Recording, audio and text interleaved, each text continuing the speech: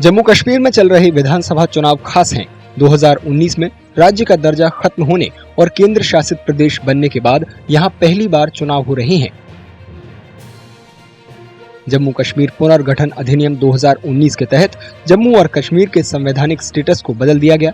इसे 2 केंद्र शासित प्रदेशों जम्मू कश्मीर और लद्दाख में बांट दिया गया। अधिनियम के मुताबिक नई विधानसभा के पास सीमित शक्तियां होंगी, जबकि उपराज्यपाल के पास सेंट्रल अथॉरिटी होगी। ये पहले की राज्य विधानसभाओं से बदलाव को दिखाता है। It has been further diminished because the lieutenant governor who heads the administration, so to speak, at the moment, will have powers that are executive powers. And putting it another way, the powers of the chief minister of the union territory have been curbed also.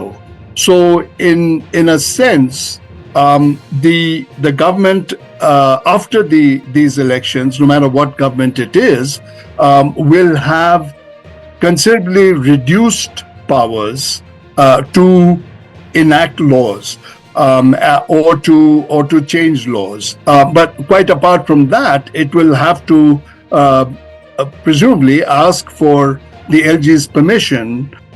केंद्र सरकार की तरफ से नियुक्त उपराज्यपाल केंद्र शासित प्रदेश के शासन में अहम रोल निभाता है।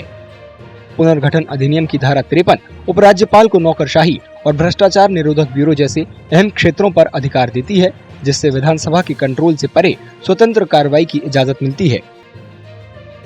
धारा 32 के तहत विधानसभा पब्लिक ऑर्डर और पुलिस जैसे अहम क्षेत्रों को छोड़कर राज्य सूची के विषयों पर कानून बना सकती है।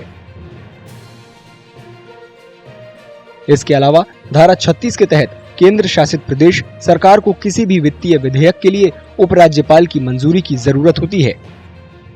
More powers lie with the Lieutenant Governor because of the Jammu and Kashmir Reorganization Act 1919. Even on issues of public order, police, which normally in a center-state relations type of a framework in a federal country like India lie with the state government.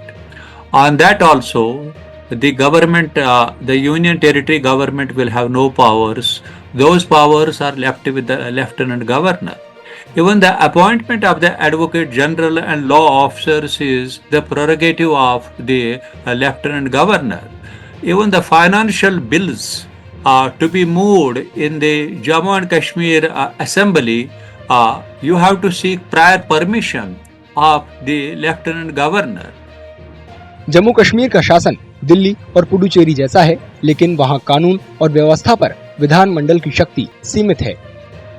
Delhi की तरह जम्मू कश्मीर में भी निर्वाचित सरकार और उपराज्यपाल के बीच सत्ता का बंटवारा होगा और एलजी के पास खास अधिकार होंगे। विधानसभा चुनाव जम्मू कश्मीर में इस नए गवर्नेंस मॉडल की शुरुआत करेंगे। अगर आप ये वीडियो YouTube पर देख रहे हैं तो हमारे चैनल को सब्सक्राइब करें और बेल आइकन को दबाना ना भूलें। अगर आप Facebook पर ये वीडियो देख रहे हैं तो हमारे पेज को लाइक करें।